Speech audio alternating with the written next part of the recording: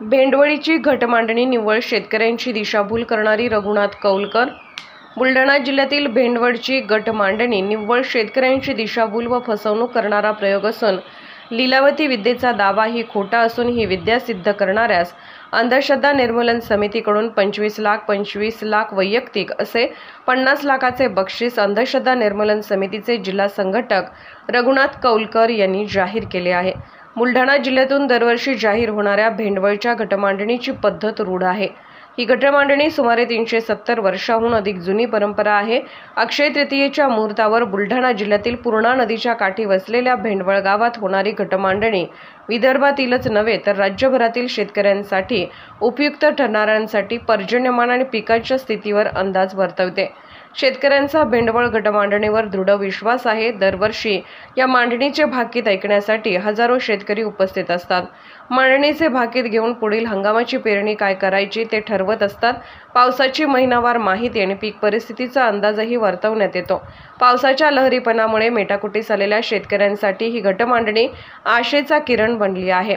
अंधश्रद्धा निर्मूलन समिती याला निव्वळ ठोकताळे म्हणत असले तरी शेतकऱ्यांचा भेंडवळ घटमांडणीवर दृढ विश्वास कायम आहे।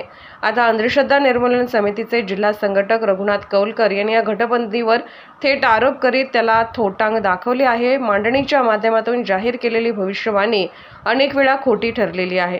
2003 पासून संग्रहित करून ठेवलेली असून या मांडणीच्या आहारी जाऊ नये असे आवाहन देखील कौलकर यांनी केले आहे।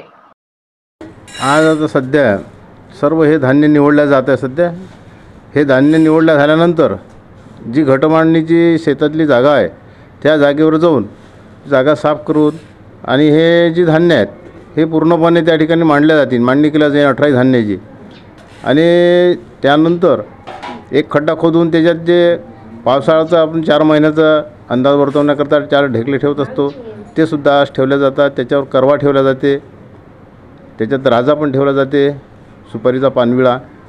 त्यानंतर उद्या सकाळी सूर्योदयाच्या वेळेसच या मांडणीचा काय काय याच्यात फेरबदल होतात त्याच्यानुसार या घटमांडणीचं भाकीत केलं जाते।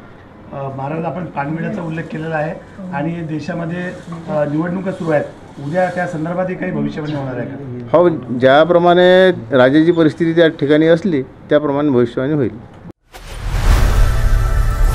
लोकनायक न्यूज।